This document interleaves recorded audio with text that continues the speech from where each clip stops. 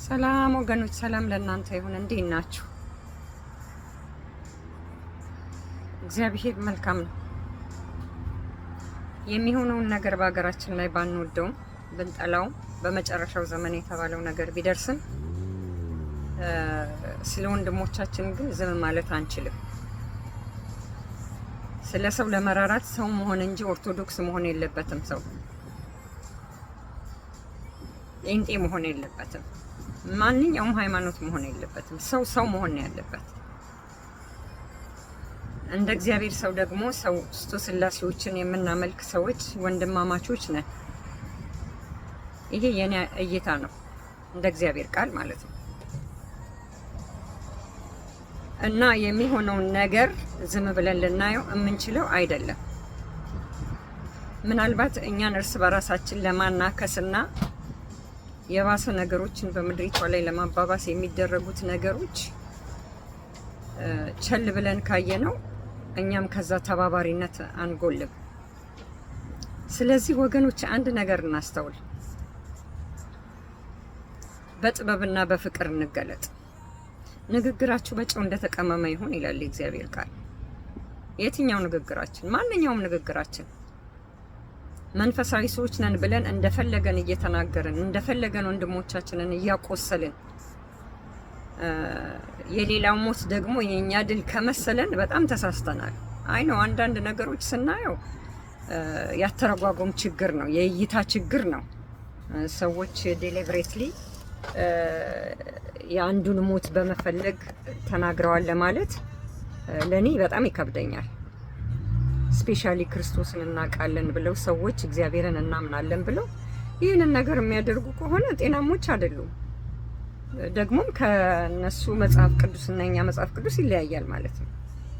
ስለዚህ ወገኖች አደራረጋችንን፣ አነጋገራችንን ሁሉ እንደ እግዚአብሔር ቃል እንድናደርግ የእግዚአብሔር ቃል ይመክረናል። ከሚያንጽ ነገር በስተቀር ካፋችሁ አንዳች ነገር አይውጣ ይላል የእግዚአብሔር ቃል። እንደገና ደግሞ ለመናገር የዘገየ ለመስማትም የፈጠነ ይሁን ይላል የእግዚአብሔር ቃል። ብዙ መጥራት ይቻላል የእግዚአብሔር ቃል። ግን አንዳንድ ነገሮቻችን መንፈሳዊነት በሚመስል ነገር ጠላትኛንም ዲሲቭ እያደረገን እኔ ይሄ ማስተዋል ከመጉደል ነው የምለው፣ ያልሆነ ቅናት ማለት ነው። ስፔሻሊ እኛ ራሳችን አምነንበት በዛን ሰዓት ሌሎችን ስናሳድድበት በነበረው ነገር ላይ ሌሎች ለምን አልነቁም ማለት እኛን እግዚአብሔር ስላነቃን ወይም እኛ በተረዳ ነው መረዳት እነኛ ሰዎች ስላልተረዱ ዘለፋ፣ ትችት፣ ብዙ የሚሆኑት ነገሮች እኔ በፍጹም አይዋጥልኝም። ነበራችሁ እኮ እዛ ነበርን እዛ እኮ። ስለዚህ ለምንድን ነው እግዚአብሔር እኛን በጸጋው ተጠንቅቆልን እንዳደረሰን ለሰዎች መንገዳቸው እንዲቀናላቸው ቀና ሆነን በቀና መንገድ ማንመራው? አንድ ማለት ነው። ከዛም አልፎ ተርፎ ጥቃታቸው ጥቃታችን ሊሆን ይገባል፣ እንደ ሰው እንደ አዳም ልጆች ማለት ነው። በዓለም ዙሪያ ላለው ሁሉ ለመቆምና ሰውን አድቮኬት ለማድረግ መጀመሪያ ከቤታችን መጀመር አለብን። ይሄ ነገር እንዴት ተጀመረ ቢባል የቤተሰብ ነገር ሲበላሽ ነው። ከዚህ በፊት ተናግሬዋለሁ፣ ልደግመው እችላለሁ። ምክንያቱም የሚጠቅምና የጊዜው ሁኔታ ስለሆነ ነው። ዛሬም የሚሰራው ነገር ፊውቸር ስለሚያበላሽ ቀደም ብሎ ያበላሸው ባለፈው የተደረገው በኢግኖራንሲነት የተደረጉት ነገሮች ናቸው። አገራቸውን በክብርና በስርዓት ማኔጅ የሚያደርጉ ሰዎች እነሱ በተረዱት ደግሞ ቤታቸውንና ኑሯቸውን አክብር የኖሩ ሰዎች በአንድ ጉድጓድ ሲከደኑ የነኛ ሰዎች ደም እየጮኸ እዚህ ደርሷል። ዛሬ ደግሞ የሚጮህ ደም አለ። በጣም የሚያስገርም ነገር ሙዝ መንገድ ላይ ከእግዚአብሔር ከሕግ ውጪ ተደረገ ተብሎ ሙዝ የሚሸጠውን ሰው ምናልባት እቃህን አንሳ ማለት ማስፈራራት ኦኬ ካስቸገረ ተገቢ ሊሆን ይችላል። ወንድሞቻችንን በእርግጫ እየመታን ነገ እኮ ያንተ ተራ ይመጣል። ለመረገጥም እድል ሳታገኝ ደግሞ የሚረግጥህ ሌላ አሁኑኑ ሊነሳ ይችላል፣ ዘመን ሳይቀየር። ይሄ ሁሉ ድፍረታችን እግዚአብሔርን አለመፍራት ከህይወታችን በራቁን ያሳያል። እግዚአብሔር ደግሞ በቤተ መቅደስ ውስጥ ያለው ድፍረት ስለበዛ ነው በውጭ ያሉት ነው ያለኝ። ለዘመናት ይህንን ደጋግሜ ተናግሬያለሁ፣ አሁንም እደግመዋለሁ። ለምንድን ነው አንድ ነገር የሚደጋገመው ብላችሁ ካላችሁ የሚደገምበት ምክንያት ሰው እስኪሰማና እስኪያስተውል ድረስ ነው። ሰዎች እስካላስተዋሉት ድረስ አለማስተዋሉ ደግሞ የሚታየውን ነገር እያየን ነው አለማስተዋሉን የምናየው። እና እባካችሁን አፋችንን መጥነን እንናገር። ሚዲያው ተመቸን ብለን ተንሰራፍተን አሽሟጣጮችና ተቺዎች፣ ተሳዳቢዎች የሆነ ሰዎች ይህን ብናቆም ጥሩ ነው። በተለይ ደግሞ ከነበርንበት ሁላችንም ከኃጢአት ሰፈር ነው የመጣ ነው። በጊዜው እኮ እኛም ልክ ነን ብለን ነው ስንኖር ይኖር ነው። ስንንቀው ደግሞ እግዚአብሔር አይኖቻችንን ስለከፈተልን።